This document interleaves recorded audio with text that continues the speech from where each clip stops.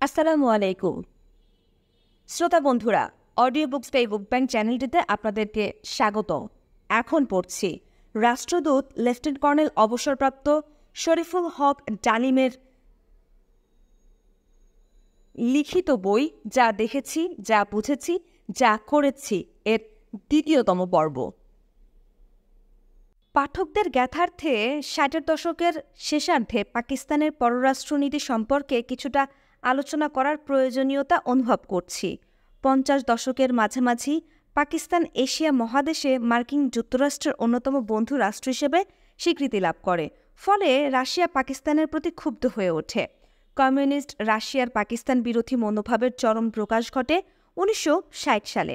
সে বছর পেশোয়ারে অবস্থিত মার্কিন বিমান ঘাঁটি U-2 বিমান উড্ডয়নের ঘটনার পরিপ্রেক্ষিতে ক্রুশচেভ পাকিস্তানকে রকেট আক্রমণের হুমকি দেয়। পরবর্তী পর্যায়ে প্রেসিডেন্ট আইয়ুব খানের শাসনকালে পাকিস্তানের পররাষ্ট্রনীতির ক্ষেত্রে দ্বিপাক্ষিকতাকে প্রাধান্য দেবার ফলে আমেরিকার সাথে বিশেষ বন্ধুত্বপূর্ণ সম্পর্ক বজায় রাখার পরও গণচীন এবং সোভিয়েত রাশিয়ার সাথে পাকিস্তান সম্পর্কের উন্নতি ঘটাতে সক্ষম হয়।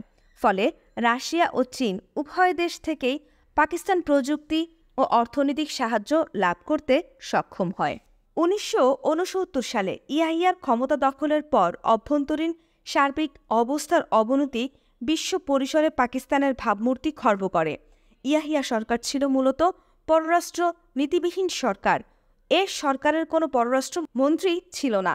জেনারেল পীরজাদা এবং জাতীয় নিরাপত্তা কমিটির সদস্য সচিব জেনারেল ওমর-ই দুজনেই ছিলেন পররাষ্ট্রনীতি নির্ধারক।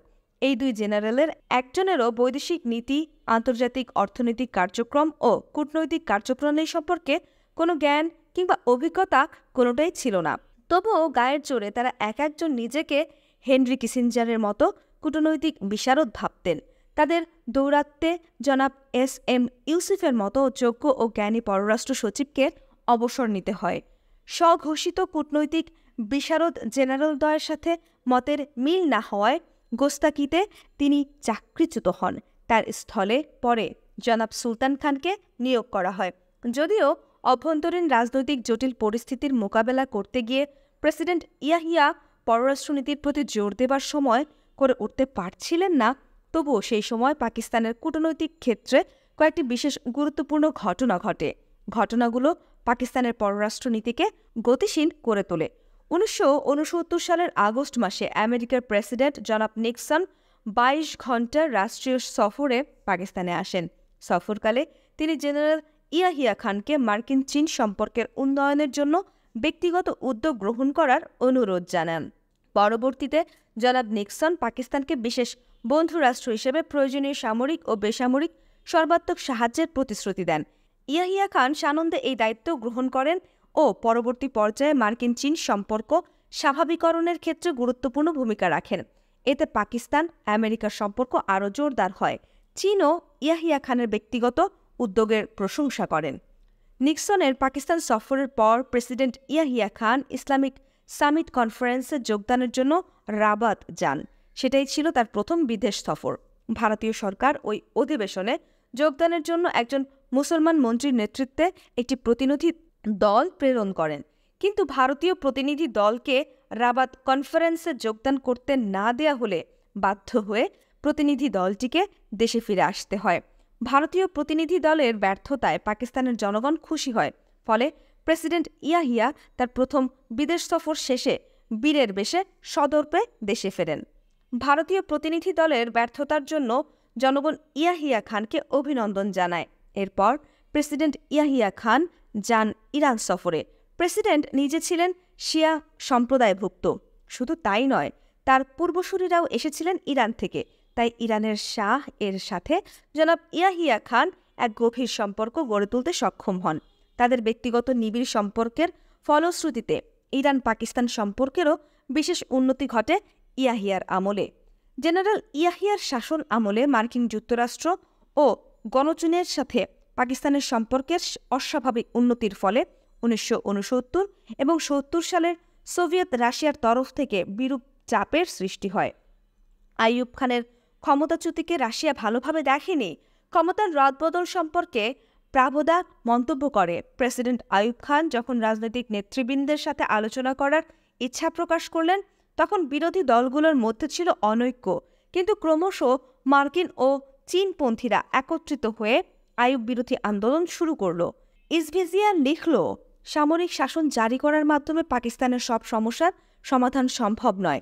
1969 সালের মার্চ মাসে আইয়ুবের ক্ষমতাচ্যুতির আগে সোভিয়েত ইউনিয়নের প্রতিরক্ষা মন্ত্রী মার্শাল এ গ্রেচকো পাকিস্তান সফরে আসেন। সফরকালে তিনি পাকিস্তানি জেনারেলদের জানিয়ে দেন আইয়ুব খানকে ক্ষমতাচ্যুত করার পদক্ষেপ হবে ভুল সিদ্ধান্ত এবং তা হবে দেশের জন্য মারাত্মক ক্ষতিকর। ইয়াহিয়ার ক্ষমতা দখলকে অপছন্দ করলেও সোভিয়েত নেতৃত্বের পক্ষ থেকে কোসেজিন এবং পোদগর্নি 11 এপ্রিল জেনারেল ইয়াহিয়া খানের কাছে শুভেচ্ছা বাণী প্রেরণ করেন। এরপর মে মাসে কোসেজিন পাকিস্তানে রাষ্ট্রীয় সফরে আসেন। সফরের মূল উদ্দেশ্য ছিল জেনারেল ইয়াহিয়া খানের সাথে সরাসরি আলাপ করা। আলোচনাকালে কোসেজিন পরিষ্কারভাবে অভিমত ব্যক্ত করেন, একই সময়ে রাশিয়া এবং চীনের সাথে পাকিস্তান সুসম্পর্ক বজায় রাখতে পারে না। সোভিয়েত ইউনিয়ন কী করে একই সাথে ভারত এবং পাকিস্তানের সাথে বন্ধুত্বসুলভ সম্পর্ক বজায় রাখতে চায়? জবাবে ইয়াহিয়া খান কোসেজিনকে প্রশ্ন করেন, একটি সুপার পাওয়ারের পক্ষে যা করা সম্ভব পাকিস্তানের মতো একটি ছোট দেশের পক্ষে তা করা সম্ভব নয়। উত্তরে কোসেজিন পরিষ্কার ভাষায় বলেন। তার এই বক্তব্য থেকে পাকিস্তানের প্রতি রাশিয়ার মনোভাব পরিষ্কার হয়ে যায়। কোসেজিনের বক্তব্য চীনা নেতৃবৃন্দের হুঁশিয়ারিকেই সত্য বলে প্রতিপন্ন করে। তারা প্রেসিডেন্ট আইয়ুব এবং পরে ইয়াহিয়া খানকে পূর্বেই রাশিয়ার বন্ধুত্বের আন্তরিকতার সম্পর্কে হুঁশিয়ার দিয়েছিলেন। কোসেজিনের সফরের পর প্রেসিডেন্ট ইয়াহিয়া খান এক মহা সংকটে পতিত হন। একদিকে রাশিয়া, অন্যদিকে চীন ও আমেরিকা। কোন দিকে যাবেন তিনি সঠিকভাবে চূড়ান্ত সিদ্ধান্ত নেবার আগে 1970 সালের জুন মাসে মস্কো, অক্টোবর মাসে ওয়াশিংটন এবং নভেম্বর মাসে পিকিং সফরের সিদ্ধান্ত গ্রহণ করেন তিনি। 1969-70 সালে পাক ভারত সম্পর্কের চরম অবনতি ঘটে। বিশেষ করে আগরতলা ষড়যন্ত্রের পর থেকে পাকিস্তান সামরিক এবং বেসামরিক গোয়েন্দা বিভাগগুলো পূর্ব পাকিস্তানের রাজনীতিতে সরাসরিভাবে ভারতীয় হস্তক্ষেপের কথা উল্লেখ করে প্রেসিডেন্টের কাছে রিপোর্ট পেশ করতে থাকে। তারা প্রেসিডেন্টকে জানায় যে পূর্ব পাকিস্তানের স্বাধিকার সংগ্রামে প্রত্যক্ষভাবে ইন্ধন জুগিয়ে চলেছে ভারত। প্রেসিডেন্টকে একটি বন্ধু রাষ্ট্র একই কথা বলে সতর্ক করে দেয়, কিন্তু ইয়াহিয়া এ সমস্ত অভিযোগ তেমন গুরুত্বের সাথে গ্রহণ করেনি। যখন তিনি এর সত্যতা অনুধাবন করতে পারলেন তখন ঘটনা ঘুরিয়ে গেছে অনেক দূর, প্রায় নিয়ন্ত্রণের বাইরে। ইয়াহিয়ার মন্ত্রিসভার অনেকে বিবৃতির মাধ্যমে পাকিস্তানকে দ্বিখণ্ডিত করার ভারতীয় চক্রান্তের কথা বলেছেন প্রেসিডেন্টকে সতর্ক করে দেবার জন্য, কিন্তু তাদের সে সমস্ত বক্তব্য গুরুত্ব দেবার প্রয়োজনীয়তা মনে করেননি তিনি। 1969 সালের 25শে মার্চ ক্ষমতা গ্রহণের 25 ঘণ্টার মধ্যে জেনারেল ইয়াহিয়া ঘোষণা করেছিলেন যে নির্বাচনের মাধ্যমে নির্বাচিত গণপ্রতিনিধিদের হাতে ক্ষমতা হস্তান্তর করে যত তাড়াতাড়ি সম্ভব তিনি ব্যারাকে ফিরে যাবেন। জেনারেল আইয়ুব 1958 সালে ক্ষমতা গ্রহণের পর একই ধরনের অঙ্গীকার করেছিলেন, কিন্তু তাদের অঙ্গীকার ও বক্তব্যের মধ্যে কিছুটা তফাৎ ছিল। আইয়ুব বলেছিলেন তিনি দেশের মঙ্গলের জন্য উপযুক্ত গণতন্ত্র প্রবর্তন করবেন।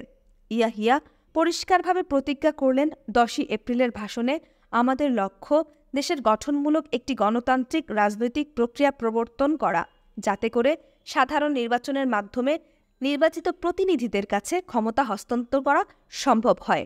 নির্বাচন সম্পর্কে তিনি সুস্পষ্ট বক্তব্য রাখলেন, গণভোটের মাধ্যমে গণপ্রতিনিধিদের নির্বাচিত করার জন্য হবে সাধারণ নির্বাচন। নির্বাচিত গণপ্রতিনিধিরা তৈরি করবেন শাসনতন্ত্র।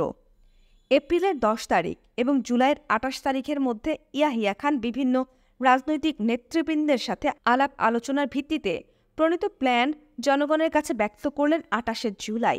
জনাব ইয়াহিয়া খান সামরিক শাসন জারি করেছিলেন, শাসনতন্ত্র ও মন্ত্রিসভা এমনকি জাতীয় সংসদেরও অবলুপ্তি ঘোষণা করে, কিন্তু তিনি রাজনৈতিক দলগুলোকে নিষিদ্ধ করেননি। তার আমলে আইয়ুবি স্টাইলে রাজনৈতিক নেতৃবৃন্দকে গ্রেফতার করা হয়নি। তিনি ক্ষমতা গ্রহণ করার আগে মুজিব, ভুট্টো, ভাসানী প্রমুখ নেতাদের সাথে দেশের রাজনৈতিক অবস্থা নিয়ে আলাপ আলোচনাও করেন। তাই ইয়াহিয়ার ক্ষমতা দখলে রাজনৈতিক নেতৃবৃন্দ তেমন একটা বিস্মিত হননি। দীর্ঘদিন আইয়ুব বিরোধী আন্দোলনের পরিপ্রেক্ষিতে দেশে যে গণ্ডগোল ও বিশৃঙ্খলা সৃষ্টি হয়েছিল তার থেকে মুক্তি পাবার আশায় আপামর সাধারণ মানুষ মার্শাল ল জারি হওয়ায় কিছুটা হাঁপ ছেড়েই বেঁচেছিল। আইয়ুব খানের মার্শাল লকে যেভাবে অভিনন্দন জানানো হয়েছিল, ইয়াহিয়া খান তেমন অভিনন্দন না পেলেও জনগণ তার ক্ষমতা দখলকে স্বাভাবিকভাবেই মেনে নেয়। ইয়াহিয়া খান রাজনৈতিক সমস্যার সমাধান খোঁজার জন্য আইয়ুব খানের মতো গোলটেবিল বৈঠকের ব্যবস্থা করেননি। তিনি দেশের এক প্রান্ত থেকে অন্য প্রান্ত সফর করে রাজনৈতিক নেতৃবৃন্দের সাথে দ্বিপাক্ষিক আলোচনা করতে লাগলেন। তার ব্যক্তিগত এই উদ্যোগ ও আলোচনার ধারায় রাজনৈতিক নেতৃবৃন্দ ইয়াহিয়া খানের আন্তরিকতা সম্পর্কে কিছুটা নিশ্চিত হন। অতিসঙ্গত কারণেই প্রেসিডেন্ট ইয়াহিয়া খান মুজিবের সাথে তার আলাপকেই প্রাধান্য ও বিশেষ গুরুত্ব দেন। শেখ মুজিব কিন্তু প্রথম দিকে ইয়াহিয়ার আন্তরিকতা সম্পূর্ণভাবে গ্রহণ করতে পারেননি, কারণ 1957 সালে তার রাজনৈতিক গুরু শহীদ সোহরাওয়ার্দীকে সরিয়ে ইস্কান্দর মির্জার ক্ষমতা দখলের ঘটনার পরিপ্রেক্ষিতে সামরিক প্রশাসক ইয়াহিয়া খানকে তিনি পুরোপুরি বিশ্বাস করতে পারছিলেন না। তবে পরবর্তী পর্যায়ে তার এবং প্রেসিডেন্ট ইয়াহিয়া খানের মধ্যে বেশ একটি সৌহার্দ্যপূর্ণ ব্যক্তিগত সম্পর্ক গড়ে ওঠে এবং ইয়াহিয়া খান শেখ মুজিবের আস্থাভাজন হতে সমর্থ হন। প্রেসিডেন্ট ইয়াহিয়া খান তার সামরিক জান্তার পক্ষ থেকে রাজনৈতিক নেতৃবৃন্দের সঙ্গে যে আলোচনার সূত্রপাত করেন তার মূল উদ্দেশ্য ছিল পাকিস্তানের আঞ্চলিক অখণ্ডতাকে অক্ষুণ্ণ রেখে রাজনৈতিক সমস্যাগুলি গ্রহণযোগ্য সমাধান খুঁজে বের করা। দেশের অখণ্ডতা বজায় রাখার প্রশ্নে যে কোনো পদক্ষেপ নেবার ব্যাপারে জান্তার সব জেনারেলই একমত ছিলেন। প্রেসিডেন্টকে রাজনৈতিক আলোচনার সব বিষয়বস্তুই জেনারেলদের জানাতে হতো এবং এই ব্যাপারে জেনারেলদের সাথে আলোচনা না করে কোনো সিদ্ধান্তেই প্রেসিডেন্টের পক্ষে নেওয়া সম্ভব ছিল না। বিধায় তার সুচিন্তিত পদক্ষেপ অনেক ক্ষেত্রে বানচাল হয়ে যেত। এর জন্য মূলত দায়ী ছিল মুজিব সম্পর্কে জান্তার অনেকের সন্দেহ। তারা কিছুতেই মুজিবের মনোভাব ও তার 6 দফার ব্যাপারে সুনিশ্চিত হতে পারছিল না। সব আলোচনার ক্ষেত্রে দুটো বিষয়ই মুখ্য হয়ে দাঁড়ায়। মুজিব কি 6 দফার প্রশ্নে আপোষ করে পাকিস্তানের অখণ্ডতা বজায় রাখবেন? সামরিক জান্তা কি শেষ অবধি মুজিবকে বিশ্বাস করে নির্বাচনে জয়ী হলে তার হাতে পাকিস্তানের সার্বিক ক্ষমতা হস্তান্তর করবেন? মাওলানা ভাসানীর সাথে প্রেসিডেন্টের আলোচনাকালে মাওলানা শাসনতান্ত্রিক সংকট থেকে উত্তরণের প্রসঙ্গে পরিষ্কার করে তেমন কিছু বলেননি। পাকিস্তানের সৃষ্টির পর থেকে কোনো সরকারি গরিব মেহনতি মানুষের জন্য কিছুই করেনি। নিপীড়িত জনগণের অবস্থা উন্নতির জন্য তিনি কিছু বাস্তব পদক্ষেপ নেবার জন্য প্রেসিডেন্টকে অনুরোধ জানান। আলোচনার এক পর্যায়ে প্রেসিডেন্ট মাওলানা ভাসানীকে বলেন, মাওলানা সাহেব, আপনি আমার সাথে যোগদান করে নিজেই এই সমস্যাগুলোর সমাধান করার চেষ্টা করেন না কেন?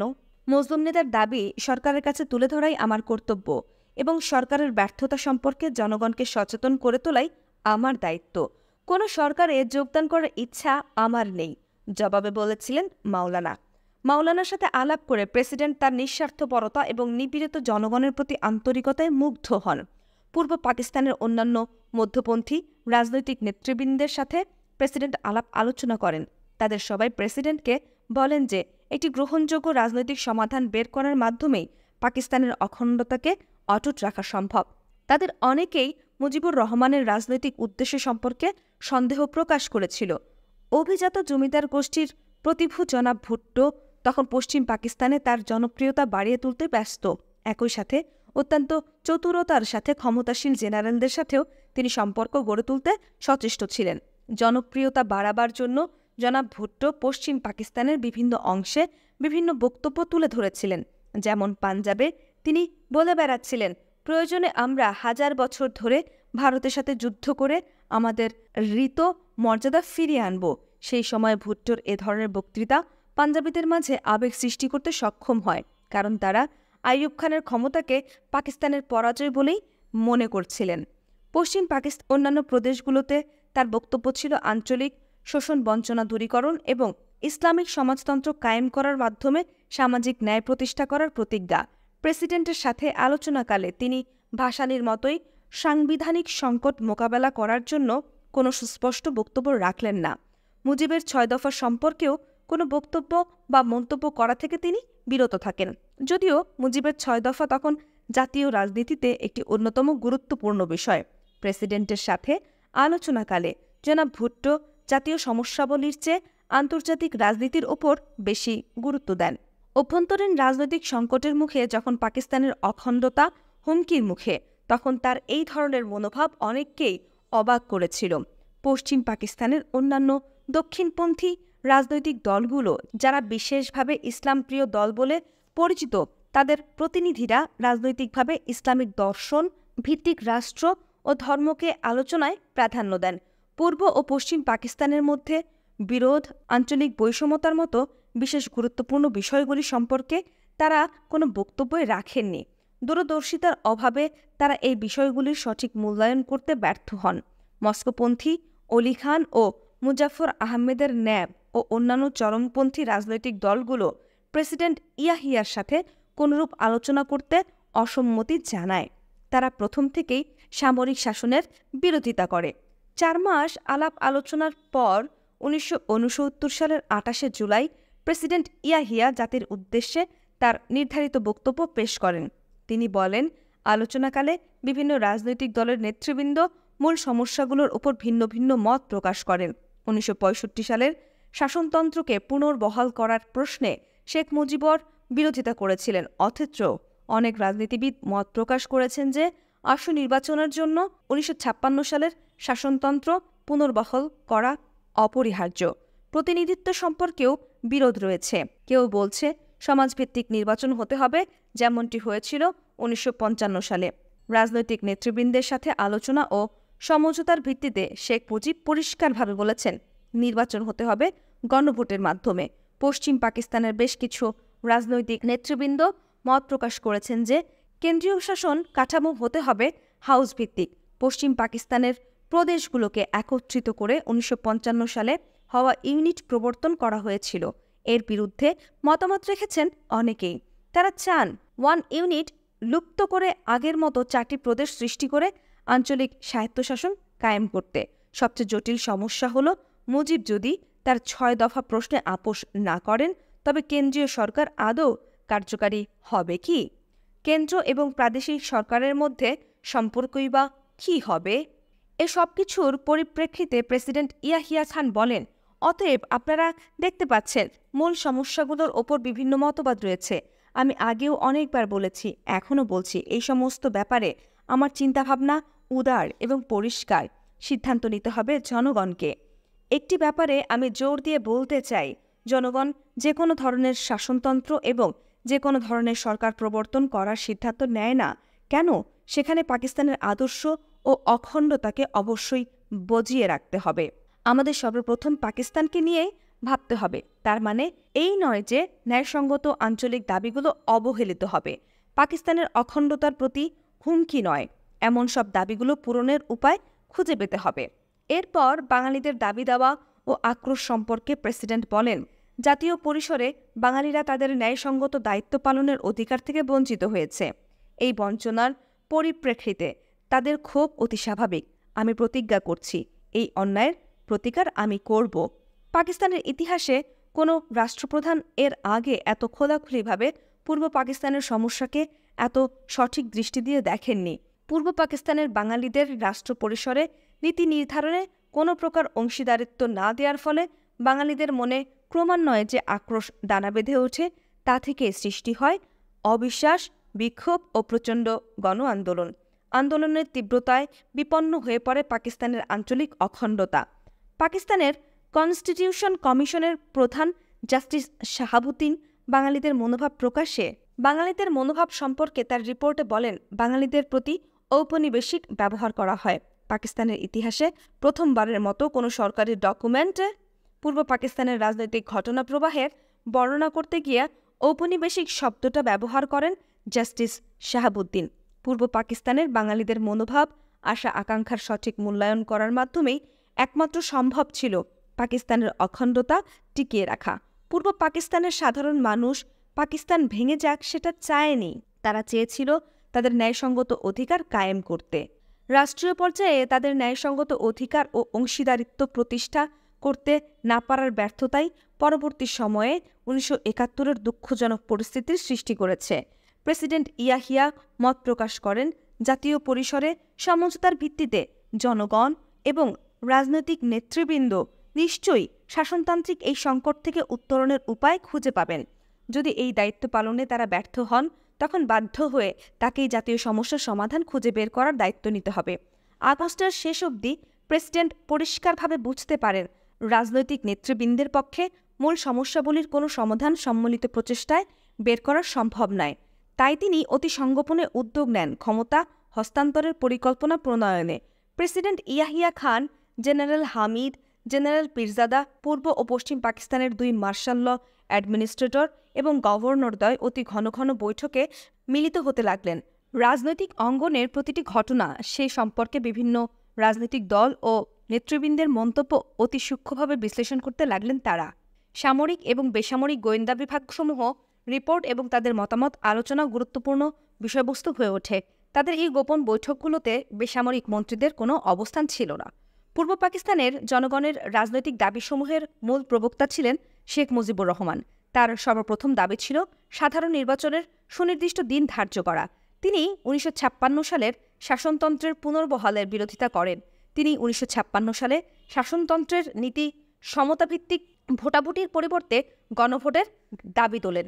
তিনি 1956 সালের শাসনতন্ত্রে বর্ণিত কেন্দ্র ও প্রাদেশিক সম্পর্কেরও বিরোধিতা করেন।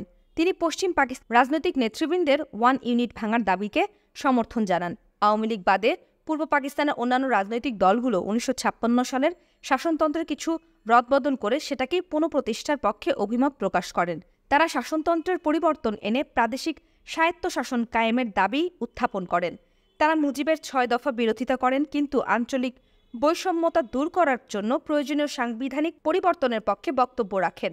তারা সবাই গণভোটের মাধ্যমে সাধারণ নির্বাচনের পক্ষে রায় দেন। ইসলামপ্রিয় দক্ষিণপন্থী রাজনৈতিক দলগুলো একটি শক্তিশালী কেন্দ্র এবং ইসলামিক শাসনতন্ত্র কায়েমের দাবি তোলেন।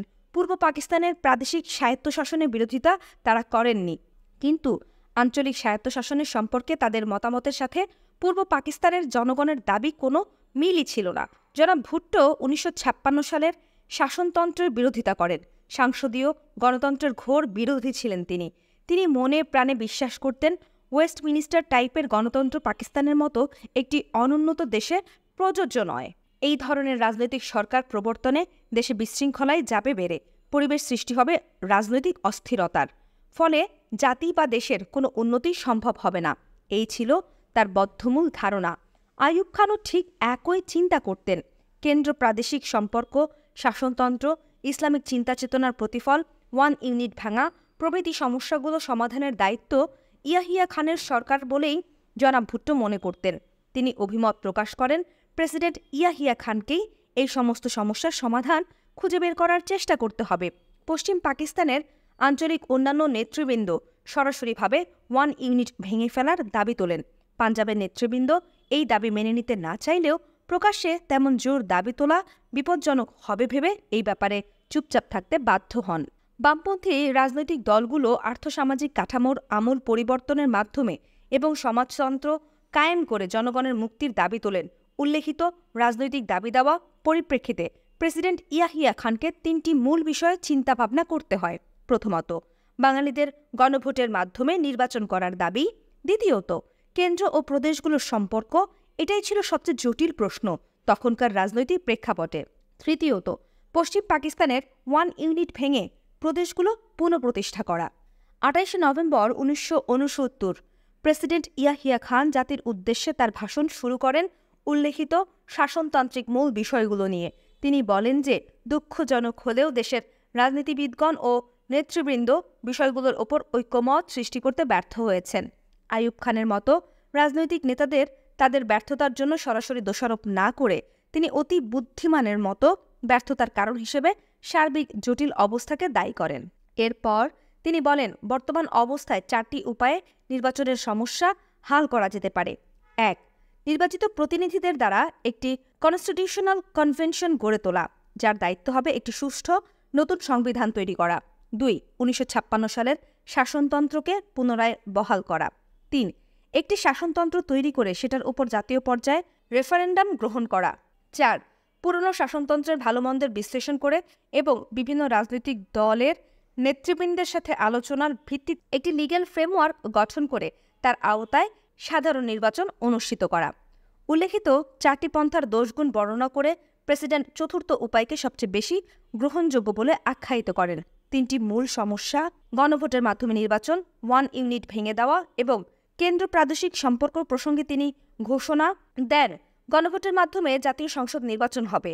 1 ইউনিটের অবলুপ্তি করে প্রাদেশিক নির্বাচন গণভোটের মাধ্যমে অনুষ্ঠিত হবে বলেও ঘোষণা দেন তিনি। প্রেসিডেন্ট আশা প্রকাশ করেন যে ফেডারেল সরকার শাসনতন্ত্র প্রণয়নের ব্যাপারে বিভিন্ন প্রদেশের রাজনৈতিক নেতৃবৃন্দ একটি জাতীয় ঐক্যমত প্রতিষ্ঠা করতে নিশ্চয়ই সক্ষম হবেন। ইয়াহিয়ার এই ঘোষণার বিরোধিতা করেছিলেন জান্তার মূল ক্ষমতা বলয়ের এয়ার মার্শাল নূর খান ও জেনারেল হামিদ। তারা মত প্রকাশ করেন যে 2 হাউস বিশিষ্ট কেন্দ্রীয় পরিষদ না থাকলে শুধুমাত্র সংখ্যাগরিষ্ঠতার জোরে বাঙালিরা পাকিস্তান ফেডারেশনের অন্যান্য প্রদেশগুলোর উপর তাদের প্রণীত শাসনতন্ত্র চাপিয়ে দিতে সক্ষম হবে। তাই তারা দাবি করেন শাসনতন্ত্র সংক্রান্ত যে কোনো সিদ্ধান্ত সংসদ সদস্যের 60% দ্বারা অনুমোদিত হতে হবে।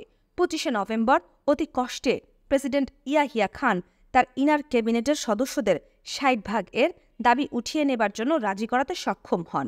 24শে নভেম্বর তার বক্তৃতায় 60% সম্পর্কে কোনো উল্লেখ না থাকায় পূর্ব পাকিস্তানের অনেকেই সেদিন অবাক হয়েছিল।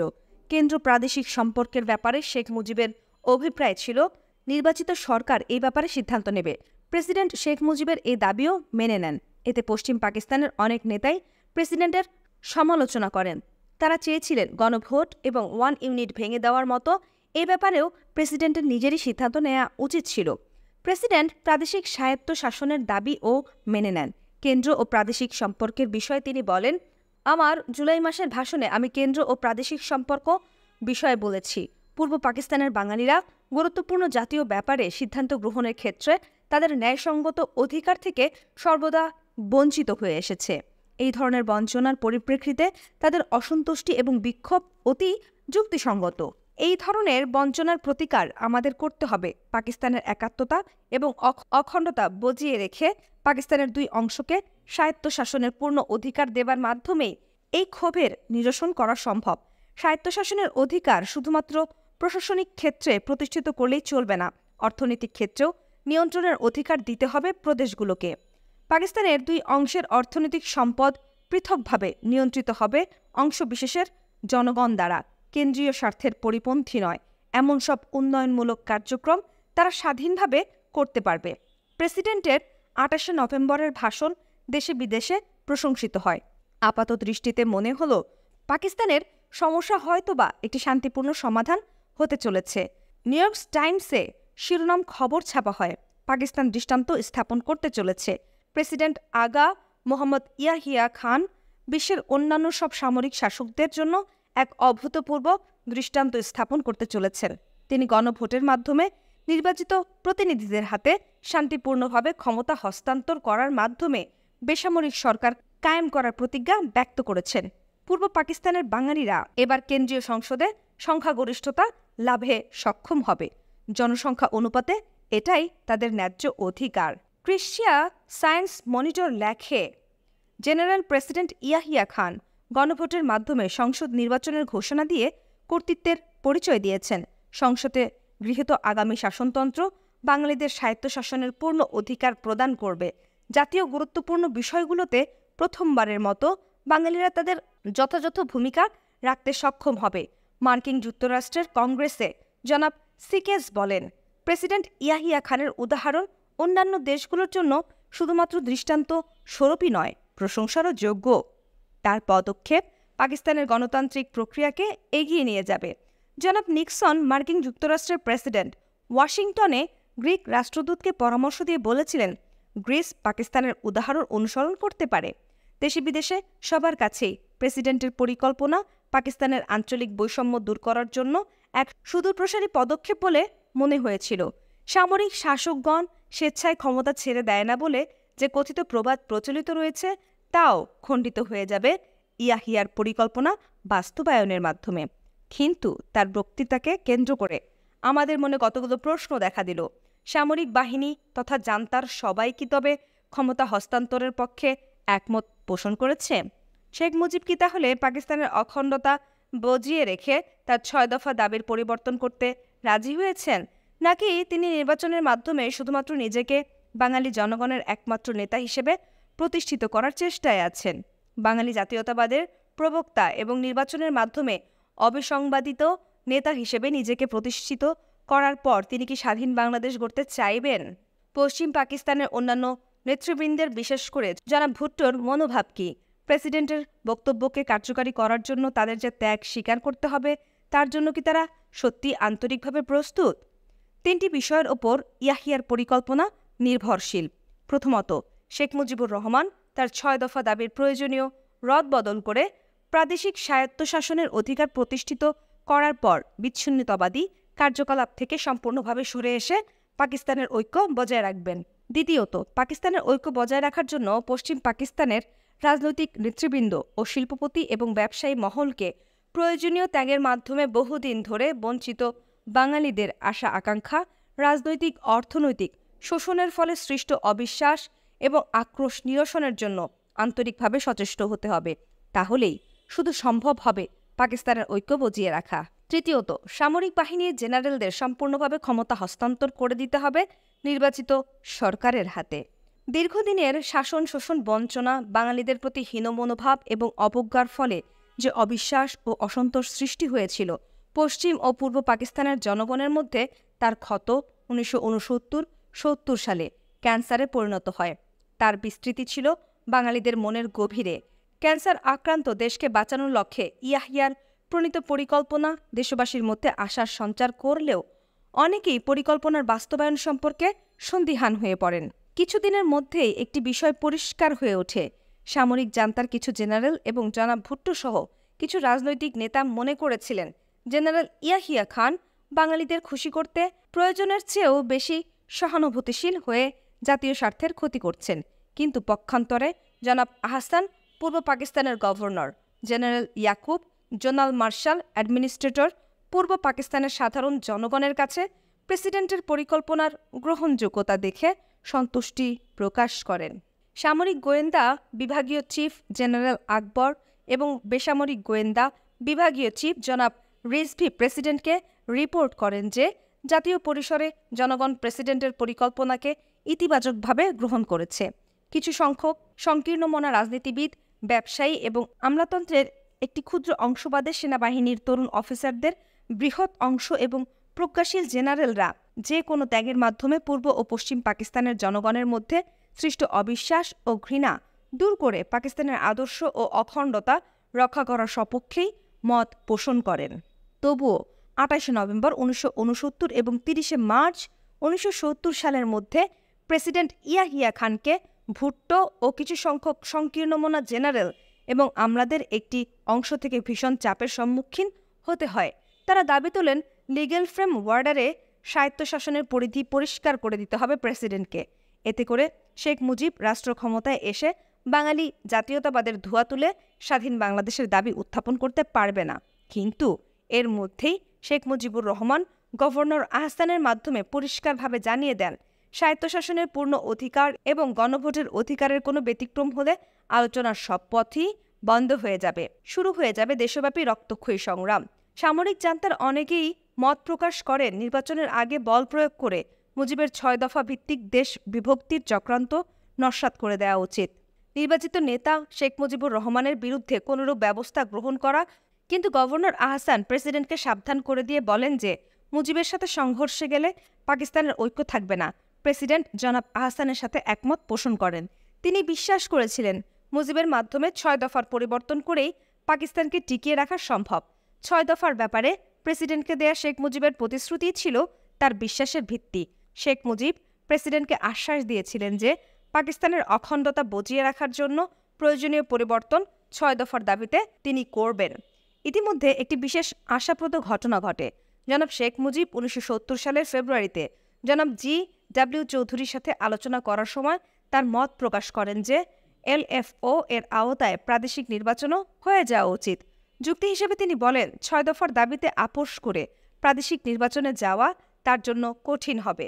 জনাব ভুট্টো মুজিবের অভিমত সমর্থন করেন এবং একই সাথে কেন্দ্রীয় ও প্রাদেশিক নির্বাচনের পক্ষে মত দেন।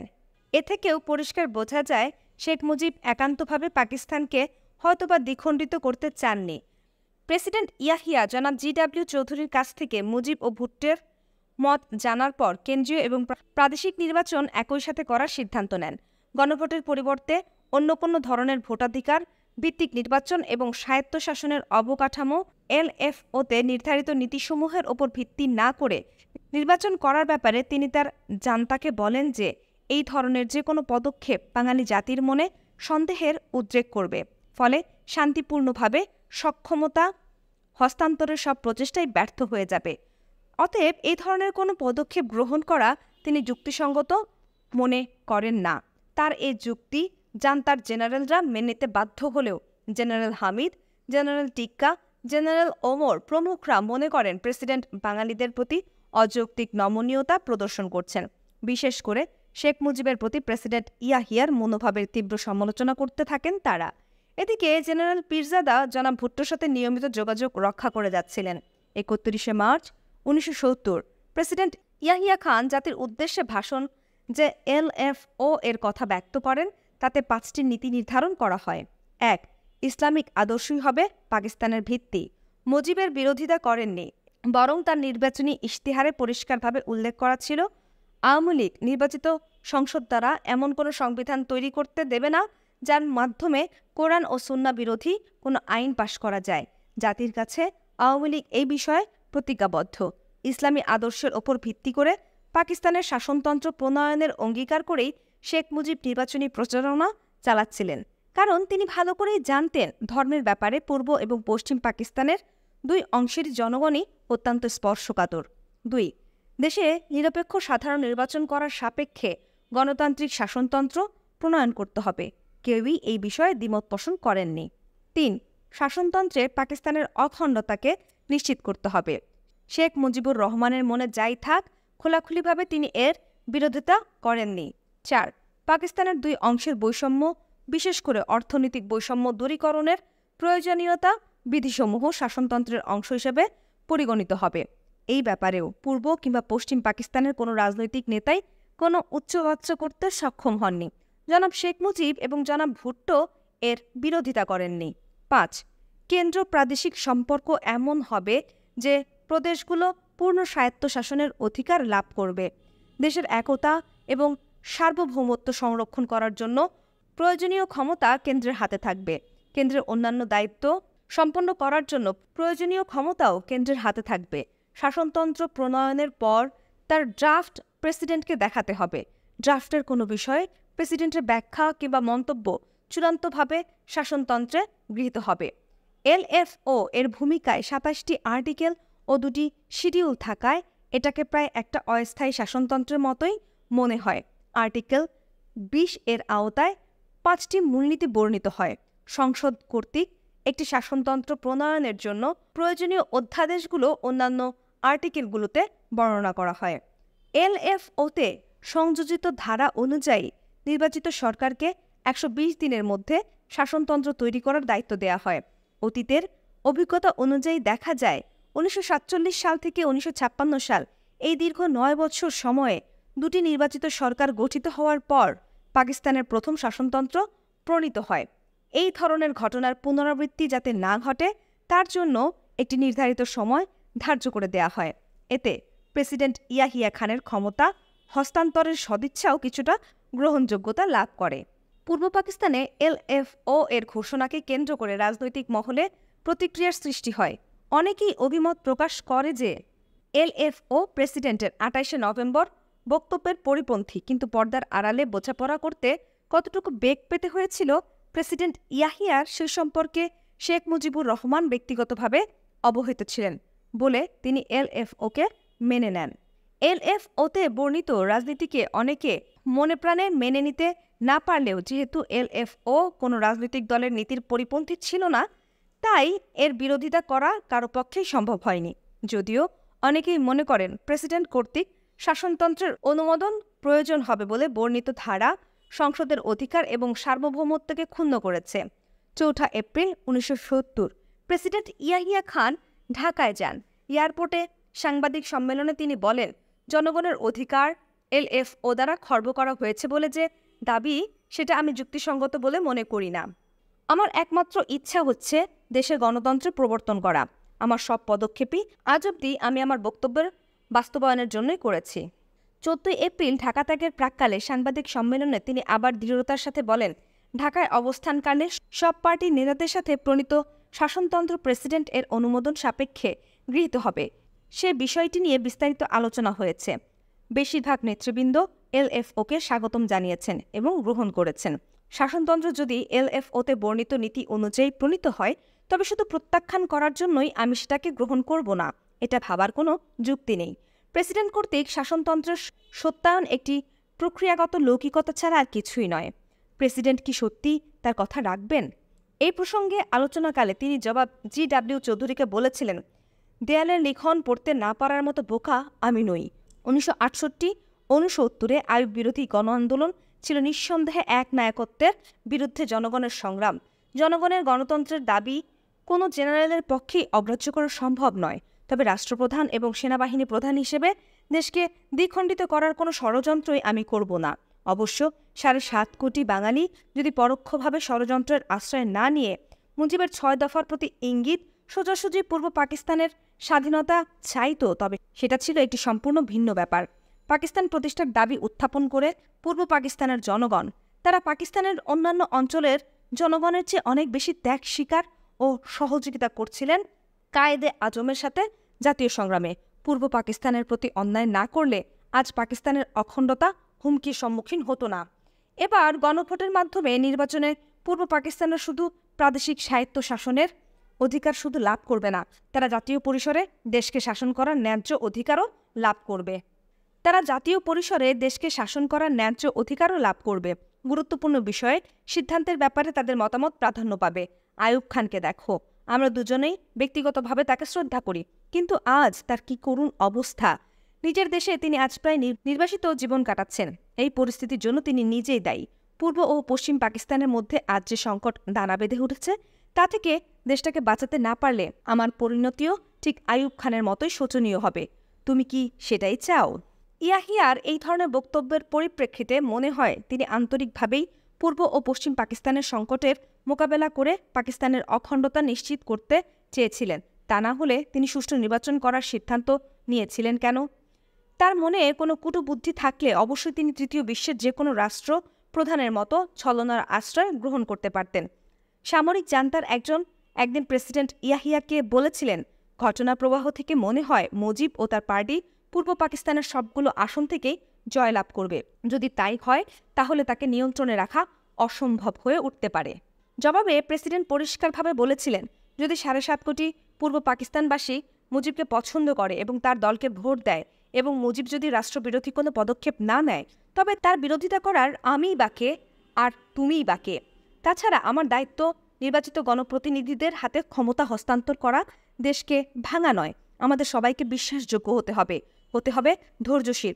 পূর্ব ও পশ্চিম পাকিস্তানের জনগণের মধ্যে বিশ্বাস সৃষ্টি করার মাধ্যমেই পাকিস্তানের ঐক্য বজায় রাখা সম্ভব। সঠতা কিংবা অসৎ নির্বাচনের চিন্তাভাবনা করলে দেশ বাঁচানো যাবে না।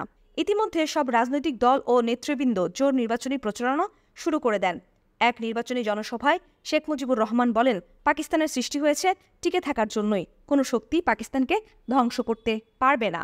এক পাকিস্তানের পক্ষে সব মহলের এ ধরনের মনোভাব ও বক্তব্যের পরিপ্রেক্ষিতে কেউই সে সময় ভাবতে পারেনি যে 1971 সালের 25শে মার্চ রাতে এমন ভয়াবহ লোমহর্ষক ঘটনা ঘটতে পারে, যার পরিণতিতে ভারতীয় সেনাবাহিনীর বিজয়ী বেশে 16 ডিসেম্বর 1971 ঢাকার মাটিতে পদার্পণ করার সুযোগ পাবে।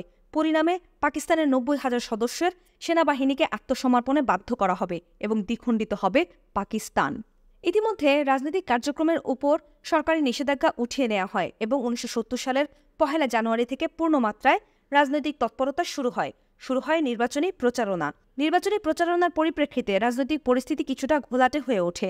শেখ মুজিবুর রহমান বাঙালি জাতীয়তাবাদী 6 দফা এবং জয় বাংলা স্লোগানের ওপর ভিত্তি করে পূর্ব পাকিস্তানের সব জায়গায় নির্বাচনী অভিযান চালান। 1970 সালের 14 আগস্ট ঢাকা বিশ্ববিদ্যালয়ের ছাত্ররা আনুষ্ঠানিকভাবে বাংলাদেশের একটি পতাকা তৈরি করে আকাশে উড়িয়ে দেয়। ওই মিটিংয়ে সভাপতিত্ব করছিলেন ঢাকা ইউনিভার্সিটির তৎকালীন ভাইস চ্যান্সেলর জনাব আবু সাইদ চৌধুরী। তাকে zonal martial administrator general Ayub Khan ডেকে পাঠান এবং ঘটনা সম্পর্কে কৈফিয়ত দাবি করেন। জনাব চৌধুরীকে বলা হয়, ছাত্রদের এ ধরনের কাজ দেশের অস্তিত্বের প্রতি হুমকি স্বরূপ বিধায় আইনত দণ্ডনীয়। গভর্নর এহসানের মধ্যস্থতায় জনাব চৌধুরী সে যাত্রায় রক্ষা পান। ইতিমধ্যে ইয়াহিয়া খানের কাছে গোয়েন্দা রিপোর্ট পেশ করা হয়। তাতে উল্লেখ করা হয় যে শেখ মুজিব তার সহকর্মীদের সাথে সভাকালে বলেছেন নির্বাচনের পর তিনি LFO এর তোয়াক্কা করবেন না। তিনি তার ইচ্ছামতো শাসনতন্ত্র প্রণয়ন করবেন এবং সেটাকে স্বীকৃতি দিতে প্রেসিডেন্টকে বাধ্য করবেন। এই খবর পাওয়ার পর প্রেসিডেন্ট ইয়াহিয়া খান ভীষণভাবে চটে যান। এদিকে অল ইন্ডিয়া রেডিও কলকাতা থেকে খোলাখুলিভাবে এপার বাংলা ওপার বাংলা নামক একটি অনুষ্ঠানের মাধ্যমে স্বাধীন বাংলাদেশের পক্ষে প্রচারণা শুরু করে দেয়। গোয়েন্দা বিভাগীয় রিপোর্টে বলা হয় ভারত থেকে বিপুল পরিমাণে অর্থ ও অস্ত্র দুটোই পূর্ব পাকিস্তানে পাঠানো হচ্ছে আওয়ামী লীগকে নির্বাচনে জেতানোর জন্য, প্রয়োজনে সেনাবাহিনীর মোকাবেলা করার জন্য। পাকিস্তানের নিজস্ব গোয়েন্দা বিভাগগুলোই শুধু নয়, কয়েকটি বন্ধু রাষ্ট্রের তরফ থেকেও একই ইঙ্গিত পাওয়া যায়। পূর্ব পাকিস্তানের অনেক রাজনৈতিক নেতাই তখন প্রেসিডেন্টকে আওয়ামী লীগ ও ভারতীয় আতাতের কথা বলেছিলেন, কিন্তু প্রেসিডেন্ট গভর্নর আহসানের কথার উপর বিশ্বাস করে ওই সমস্ত রিপোর্টকে অহেতুক সন্দেহ বলে উড়িয়ে দেন। গভর্নর আহসান দৃঢ়ভাবে বিশ্বাস করতেন শেখ মুজিব কখনো পাকিস্তানের ঐক্যের বিরুদ্ধে কোনো পদক্ষেপ গ্রহণ করবেন না।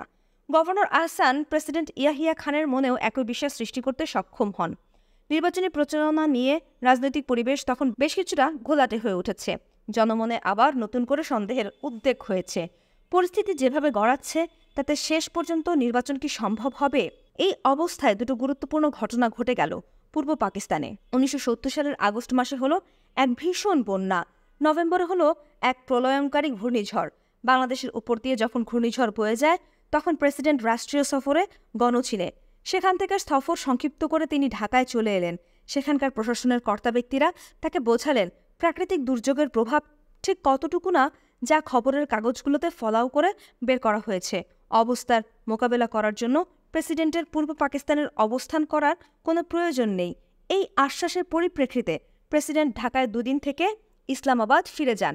এতে করে পূর্ব পাকিস্তানের জনগণের মনে তীব্র বিরূপ প্রতিক্রিয়া সৃষ্টি হয়। তারা ভাবলেন ইয়াহিয়া খান বাঙালিদের দুরবস্থার জন্য বিশেষ চিন্তিত নন। দুর্যোগের ফলে যে বিশাল ক্ষয়ক্ষতির সম্মুখীন হতে হয় বাঙালিদের, তার প্রতি প্রেসিডেন্টের বিরূপ হেয়ালি মনোভাবের ফলে জনগণ বিক্ষুব্ধ হয়ে ওঠে। তারা তাদের এই দুর্দিনে প্রেসিডেন্টের কাছ থেকে আরও বেশি আন্তরিকতা ও সহানুভূতি আশা করেছিল। তাদের এই মনোভাবকে রাজনৈতিক স্বার্থে শেখ মুজিবুর রহমান ব্যবহার করতে ছাড়েননি তার প্রচারণায়। তিনি এই সুযোগে বলতে লাগলেন যে পশ্চিমা শাসক গোষ্ঠীর কাছে বাঙালিরা অবহেলার পাত্র মাত্র। বাঙালিদের দুঃখ কষ্টে তারা মোটেও উদ্বিগ্ন নয়। প্রাকৃতিক দুর্যোগের ফলে এক জটিল অবস্থার সৃষ্টি হয়। পূর্ব পাকিস্তান ও পশ্চিম পাকিস্তানের বেশিরভাগ রাজনৈতিক নেতারা অভিমত ব্যক্ত করেন যে দুর্যোগের মোকাবেলা করাটাই এখন জাতির প্রধান কর্তব্য। প্রশাসনকেও অগ্রাধিকার ভিত্তিতে এই অবস্থার মোকাবেলায় সর্বাত্মক প্রচেষ্টা চালাতে হবে। তাই সাধারণ নির্বাচন পিছিয়ে দেওয়াটাই হবে যুক্তিসঙ্গত। জনাব ভুট্টো এবং মজলুম মাওলানা ভাসানী ঘোষণা দিলেন ভোটের আগে ভাত চাই। ভাসানী প্রেসিডেন্টকে অনুরোধ জানালেন নির্বাচন পিছিয়ে দিতে, কিন্তু শেখ মুজিবুর রহমান হুমকি দিয়ে পরিষ্কারভাবে নির্বাচন পেছানোর বিরোধিতা করে বলেন নির্বাচন পেছানোর যে কোনো ষড়যন্ত্রকে নস্যাৎ করার জন্য পূর্ব পাকিস্তানের প্রয়োজনে রক্তের গঙ্গা বইয়ে দেয়া হবে। তার এই হুঁশিয়ারির পরিপ্রেক্ষিতে অন্যান্য সবার মতামত উপেক্ষা করে প্রেসিডেন্ট যথাসময়ে নিরপেক্ষ সুষ্ঠু নির্বাচন অনুষ্ঠিত করার পূর্বে সিদ্ধান্তে অটল থাকলেন। প্রেসিডেন্ট আশা করেছিলেন তার এই সিদ্ধান্তে শেখ মুজিব খুশি হবেন। হয়েছিল ঠিক তাই। মুজিব খুশি হলেন ইয়াহিয়ার এই সিদ্ধান্তে এবং প্রেসিডেন্টকে গোপন সূত্রে তার আগের ওয়াদা পুনরাবৃত্তি করে খবর পাঠান যে পাকিস্তানের ঐক্য তিনি বজায় রাখবেন অবশ্যই। প্রেসিডেন্ট মুজিবের ওয়াদায় পূর্ণ আস্থা স্থাপন করেছিলেন। আপনাদের যদি পর্বটি শুনে ভালো লাগে এবং পরবর্তী পর্ব শুনতে চান তাহলে অবশ্যই কমেন্ট সেকশনে জানাবেন এবং পরবর্তী পর্ব পাবার জন্য আমাদের অডিও বুকস বাই বুকব্যান্ড চ্যানেলটি সাবস্ক্রাইব করতে ভুলবেন না। ধন্যবাদ সবাইকে।